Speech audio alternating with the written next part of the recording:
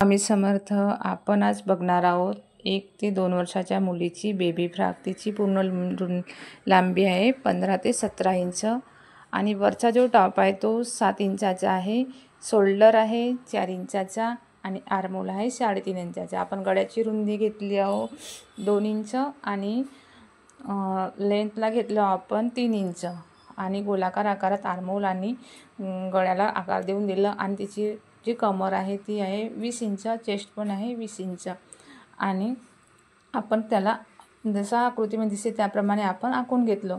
आणि खालचा जो घेर आहे तो पूर्ण फ्रॉक 17 इंचाचा असल्यामुळे खालचा जो घेर आहे 10 इंचाचा. आपण शिलाईमध्ये पकडून 12 इंच पकडणार आहोत, म्हणजे शिलाईमध्ये वरती.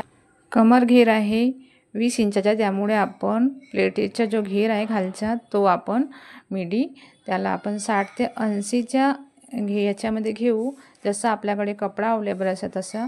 आणि दिलेल्याप्रमाणे आकृतीत जसं दिसत आहे त्याप्रमाणे आपण छोट्या छोट्या प्लेट घेऊ. त्यामुळे कसं प्लेटचा घेर छान येतो आणि दिसायला सुंदर दिसते आहे ना. मग सोपी पद्धत